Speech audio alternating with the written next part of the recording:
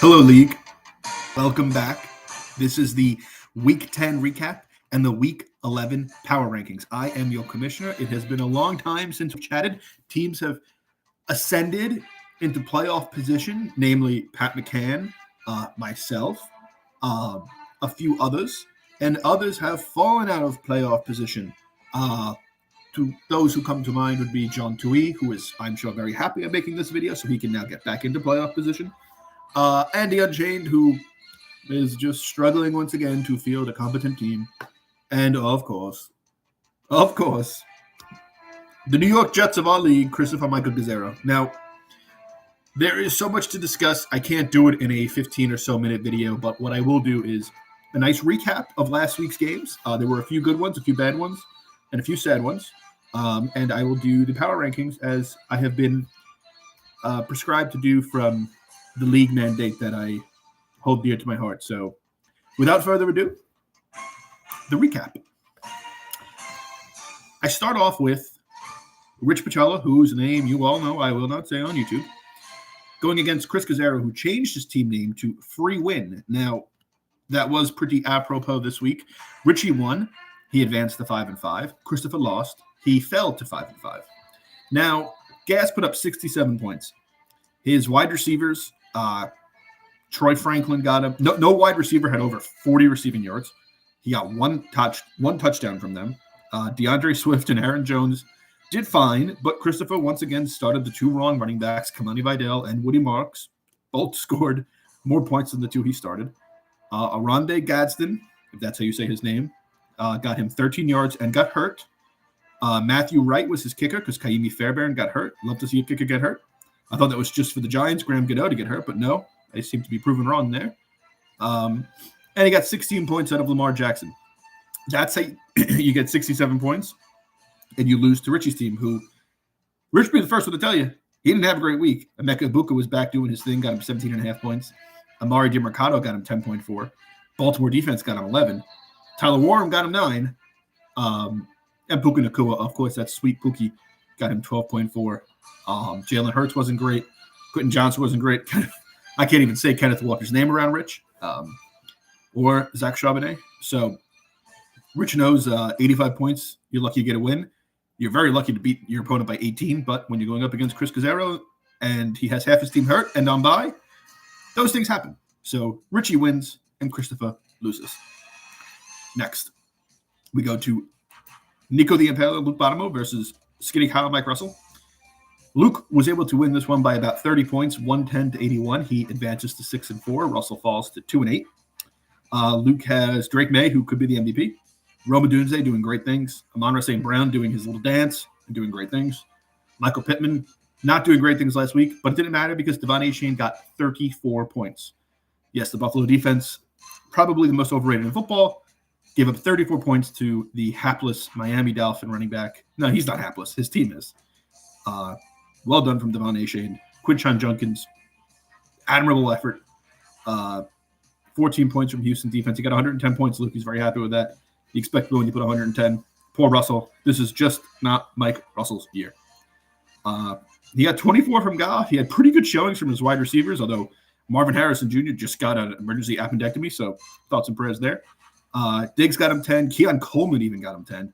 Saquon got him 10, but the rest of the team, fell off a cliff here. We got Devin Singletary, Dalton Kincaid, Brandon McManus, and Detroit defense combining for like 13 total points. So 81's not a horrible number, but you expect Saquon to be a little bit better. Look, Russell's not out of it with the new rule.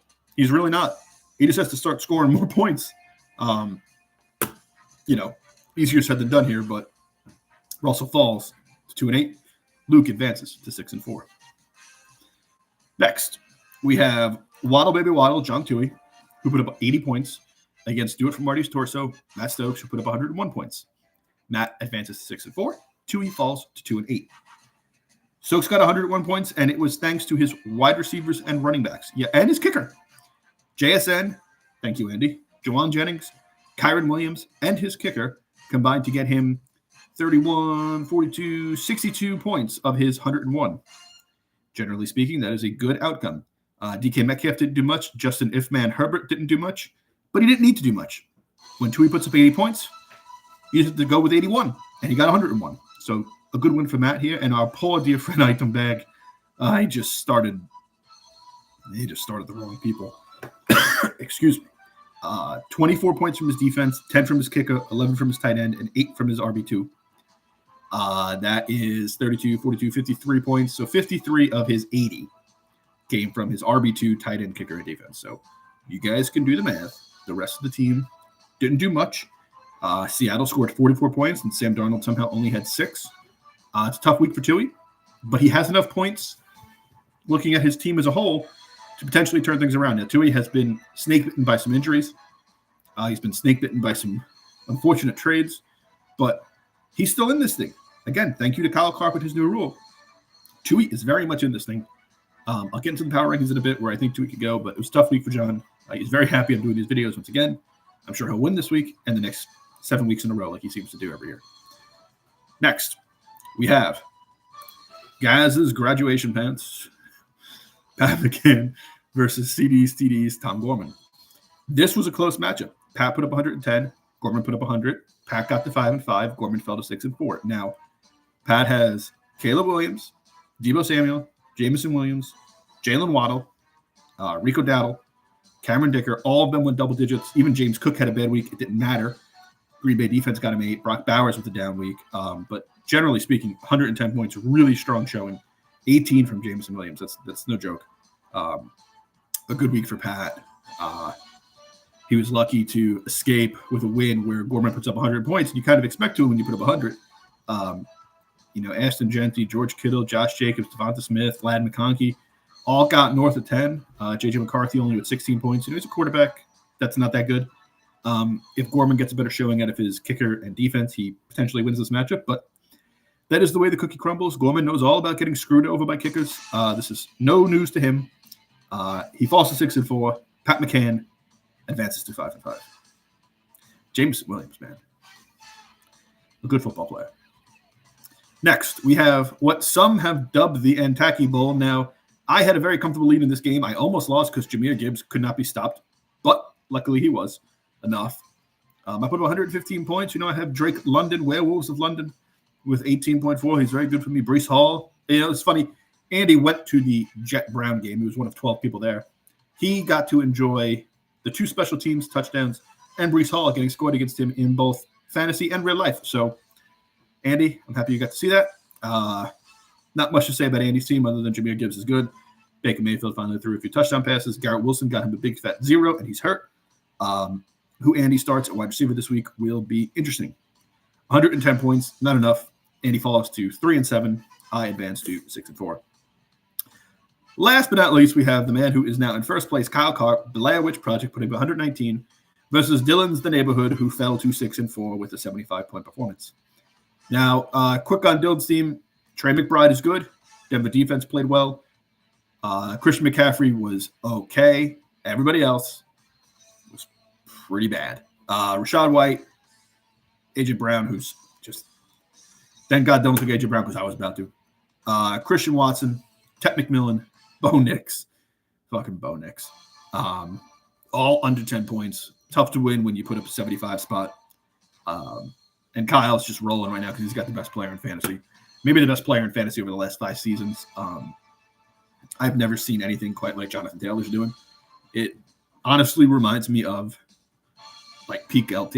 Like, I just don't know what to say. It's 46 points. Kyle got 0.5 from Romeo Doubs, 3 points from Rashad Bateman, 5 from his kicker, 5 from his defense, 7 from his tight end. Didn't matter because he's got the Stafford Adams stack and he's got Jonathan Taylor. He literally beats Dylan this week with those 3 guys, and that's not just he beats most people with just those 3 guys. Jonathan Taylor. So that's all I'm going to say. So that was the recap. And now off to the power rankings, where I know many of you have been wondering, what am I going to do? Who am I going to place? Without further ado, the Week 11 power rankings. Now, this one brings me no joy. It never does. Having to rank one of my league mates at the 12th spot is always tough. I had to go with the man who is in last place, both points-wise and standings-wise and probably morale-wise, Michael Russell. Now, I know Pork Roll's first son here is not happy with how things have gone. It just has not been a good season for Michael. The first pick curse is real. I think he hopes he has pick up like 8 or 9 next year to get the heat off of him. But Russell falls to the number 12 spot. And I'm sorry, Michael. Former 2-time champion, but this is not the year. At number 11. Now this part of the rankings, I'm going to be honest with you. Luke has the most. I think Luke has the most points. I think Tui has the least, and they're separated by like 105 points total. That's almost nothing. You can make that up in 3 weeks. So all of these teams have a chance of flipping in the next 2 weeks. But this guy, I got to keep him at 11. I just haven't seen enough, both this year and historically, so if we're being honest. My dear friend, Christopher Michael Gazzaro. Now, I know Chris is going to call me. He's going to face me and say, I have to get 11, blah, blah, blah. Christopher, I need to see some wins. I need to see some better management. And frankly, I need to see a better team. I need to see a better team. Everybody gets injuries. Everybody's hurt. Look at Tui. Tui's basically the Looney Tunes line of injured people. He is nobody healthy. I have Gas at 11. At 10, I just mentioned him, John Tui. Now, Tui would probably tell you he does have an infirmary on his team. Right now, Tui's team is at 10. I think he's a good manager, just like Mike Russell. He's won 2 championships. He's a reigning champion. But right now, how Tui's team is constructed, I see him as the number 10 team. At number 9 team, by default, I see Andy Unchained. Now, Andy should be better, but the Garrett Wilson injury hurts. Jahmyr Gibbs and Bijan alternate each week when they want to drop 30. And then when the other one drops 30, the other one drops 5. So Andy needs a little bit more there. But I have him at 9 with a chance to grow, but also a chance to fall. At number 8, so this was difficult. At 8, I have Dylan's team because I just don't believe in Bo Nix. I think Bo Nix stinks. I think Dylan's got a team that could get better as the year goes on. CMC is a monster. AJ Brown has to, in theory, be better. But right now, with how the team has been playing outside of CMC, it's tough for me to put him high. He's definitely above the other 4. I'm not saying that. But I've got him at 8. At 7, I have myself. My team is finally out of Mageddon. I was losing weeks because I was starting Jordan Love at quarterback, starting DJ Moore, who is dust at this point in his career. I'm through Mageddon. Breece Hall has not been traded. Lamar Jackson is back, which helps my dear friend Derrick Henry.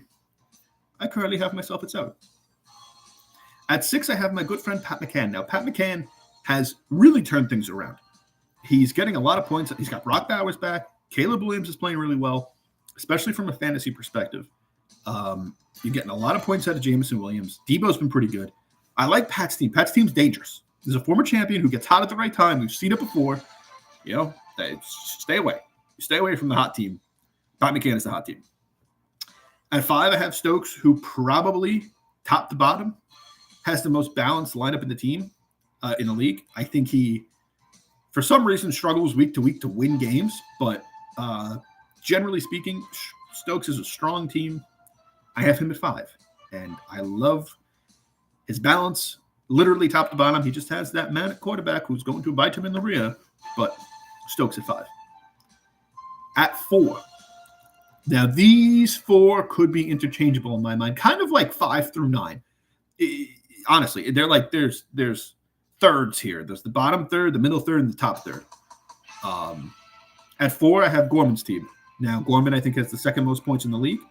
I like what he's done. He's overcome some injuries. He used to have all the running backs. Now he's lost like half of them to injury. But Gorman has a good team. He's a former champion. He makes the playoffs every year. He usually wins a playoff game every year. I have Gorman at 4. I can't put him any lower than that. He's at 4. At 3, I have Richard Pacella. Now, Richie went out of his way to draft his team and his players, and he did just that. He drafted Tyler Warren. He drafted Emeka Ibuka. He almost drafted Jonathan Taylor, but he drafted Puka Nacua, which is just as good. And Richie has a dangerous team. Richie's team scares me. I think when I play Richie in the playoffs, I will lose. God willing, I make it. But Richie is a very good team. he is number 3. At 2, I have the man with the most points in the league, Luke Bonneville. Now, Luke would be higher if he hadn't gone basically 1-4 over the last few weeks, but Luke is a good team. The Tucker Kraft injury hurts. It has to hurt. But he's got Drake May, who's basically an MVP candidate, playing really, really, really well for him. You get that dual threat quarterback that can get you 25 points a game when you draft him outside the top 40. Usually your top 3 team. That's where Luke finds himself this week at number 2. And at number 1, if you have Jonathan Taylor, you're number 1. I don't know what else to say. He's got Jonathan Taylor. He's number 1. Nothing else to say about Kyle's team. He's got Devontae Adams, who's pretty good. He's got Matt Stafford, who's pretty good. He's got Jonathan Taylor. So that's that. So again, from 12 to 1, we have Russell, Christopher, Michael, Bizzaro at 11, Tui at 10, Andy at 9, Pat at 8. Dylan at 8, me at 7, Pat at 6, Stokes at 5, Gorman at 4, Richie at 3, Luke at 2, and Kyle Karp at 1. Now, I would give you a play for Thursday night, but I'm a Jet fan, and I won't do that to you. I won't tell you to take the Jets, not money line, in the spread. It is a division game. They're usually closer than they appear. 13.5 points is a lot. I will say Breece Hall over receiving yards. Good luck, everyone, especially you, Christopher.